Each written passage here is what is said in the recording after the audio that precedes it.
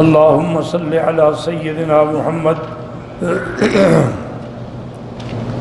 وعلى آل سيدنا محمد كما صليت على إبراهيم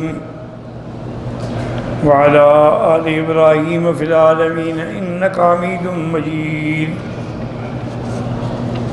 أعوذ بالله من الشيطان الرجيم. بسم اللہ الرحمن الرحیم. فساقط علیک رطبا جنیا، جب آپ اس کو ہلائیں گی تو آپ پر تازہ کھجوریں اتریں گی. فکلی واشربی وقرری عینا، تو آپ کھجوریں کھائیں، چشمے کا پانی پئیں اور اپنے آنکھوں کو ٹھنڈا کریں. اے طیبی نفسن طیبی نفسن، ولہذا قال ما من شیء خیر النفس من تمر الرطب. ثم تلا هذه الآیت الکریمہ. عمرو بن میمون فرماتے تھے کہ جو عورت حالت نفاس میں ہو، بچہ جننے کے قریب یا بعد میں ہے، اس کے لیے سب سے اچھی غذا جو ہے وہ تازہ کھجور ہے. اس سے اچھی غذا اگر اور ہوتی تو اللہ وہ بھی مریم کو دے دیتے. تو اس سے انہوں نے استدلال پکڑا ہے کہ عورت کے لیے کھجور جو ہے یہ سب سے، اور ویسے بھی خدا کی شان ہے کہ اللہ نے کھجور کے اندر بڑے بڑے وٹامنز رکھے ہیں جو ہر کسی کو مفید ہیں، لیکن عورت کے لیے بہت زیادہ مفید ہے. وقال ابن ابی حاتم حدثنا علی بن حسین قال حدثنا شیبان قال حدثنا مسعود بن سعید التمیمی حدثنا عبد الرحمن بن عبد الاوزاعی بن روح بن علی بن ابی طالب رضی اللہ تعالی عنہ قال قال اکرموا امتکم النخلہ.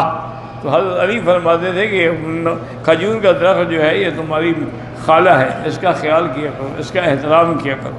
فإنها خلقت من الطین، چونکہ اللہ نے اس کو بھی مٹی سے پیدا کیا. الذی خلق منہ آدم علیہ السلام ولیس من الشجر شیء یلقح غیرہا، اس کے علاوہ اور کوئی درخت نہیں ہے جس کے اندر پیوند کیا جائے اور نر کا بول ڈالا جائے، صرف یہ کھجور ہے. باقی دنیا کا کوئی ایسا درخت نہیں ہے. جیسے عورت مادہ ہے، اس کے لیے بیج ضروری ہے، کھجور کے لیے بھی اللہ تبارک و تعالیٰ کی شان ہے کہ نر کا بول ضروری ہے. اگر وہ نہ ڈالا جائے تو اس کو بھی باقاعدہ پھل نہیں لگتا ہے. خدا کی شان. ویسے بھی علماء نے بڑی تحقیق کی ہے، یاد رکھیں. انہوں نے کہا کہ کھجور جو ہے نا یہ انسان سے مشابہ ہے. کیا معنی؟ انسان کا ہاتھ کٹ جائے زندہ رہ سکتا ہے، ٹانگ کٹ جائے زندہ رہ سکتا ہے، لیکن گردن کٹ جائے پھر زندہ نہیں رہ سکتا.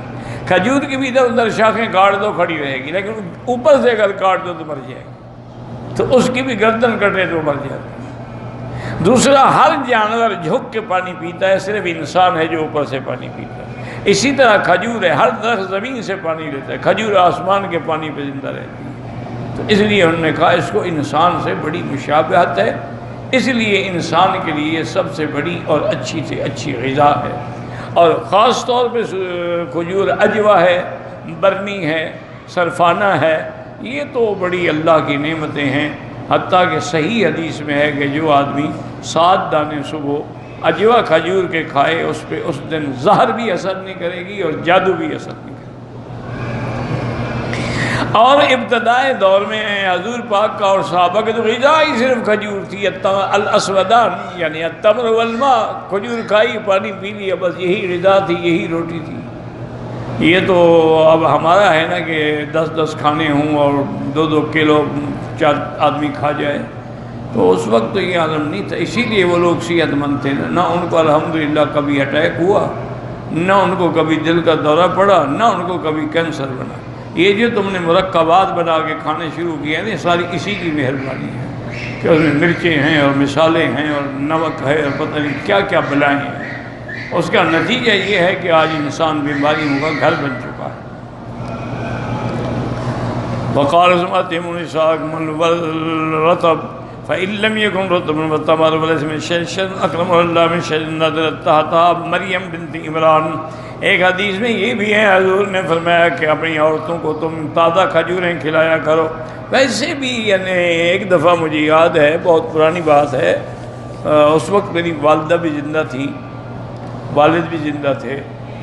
تو ہم جس گھر میں رہتے تھے نا، اس گھر کے قریب میں کوئی رائل فیملی کے خاندان کے کچھ لوگ ساتھ والے مکان میں ٹھہرے ہوئے تھے، تو ان کی شرافت ہے اور ان کی مہربانی ہے کہ وہ کبھی کبھی ہم فقیروں کے گھر میں بھی ان کی عورتیں آ جاتی تھیں اور اعلیٰ قسم کی کھجوریں لاتی تھیں۔ رائل فیملی تھی، اور پھر گسیم اور بریدہ کی کھجوریں تو دنیا میں مشہور ہیں، تو اعلیٰ قسم کھجوریں لے آتی ہیں۔ ہمارے گھر والے کوئی 2 دانے اٹھاتا، کوئی 3 اٹھاتا، انہیں کیا کر رہے ہو، کھاؤ۔ کتنا کھائیں؟ انہوں نے کہا ہم تو کم سے کم دن میں آدھے کلو سے کم تو کبھی نہیں، ورنہ 1 کلو کھاتی ہیں روز کا۔ تو انہوں نے کہا اگر تم نہیں کھاتی ہو تو اپنے خاوند کے حقوق کیسے ادا کرتی ہو؟ جب تم کھجوری نہیں کھاتی ہو تمہارے اندر طاقت کہاں سے آئے گی؟ آدھا کلو روز کھایا کر۔ وہ زبردستی آ کے 2-4 دانے کھلاتے۔ ہم لوگوں کی تو عادت ہی نہیں نا اتنا کھانے کی، زیادہ سے زیادہ 2-4-5 دانے کھا لیے۔ تو عرب آج بھی الحمدللہ کھجور کھاتے ہیں اور بڑے شوق سے۔ اسی لیے ان کو کسی اور دواؤں کی ضرورت نہیں ہے، اونٹنی کا دودھ پیتے ہیں اور کھجور کھاتے ہیں اور شہد استعمال کرتے ہیں۔ یہ تینوں چیزیں ان کو ہمیشہ 100 سال کے بھی ہو جائیں بوڑھا نہیں ہونے دیتے، وہ ہمیشہ جوان رہیں۔ بہرحال تو حضور نے بھی فرمایا کہ اپنی عورتوں کو کھجور کھلایا کرو، اگر تازہ کھجور نہ ملے چلو سوکھی کھلاؤ، کیونکہ دنیا میں اور کوئی ایسا درخت نہیں شان والا جس کھجور سے زیادہ کہ جس کے نیچے اللہ نے بی بی مریم کو پناہ دی۔ اللہ علیہ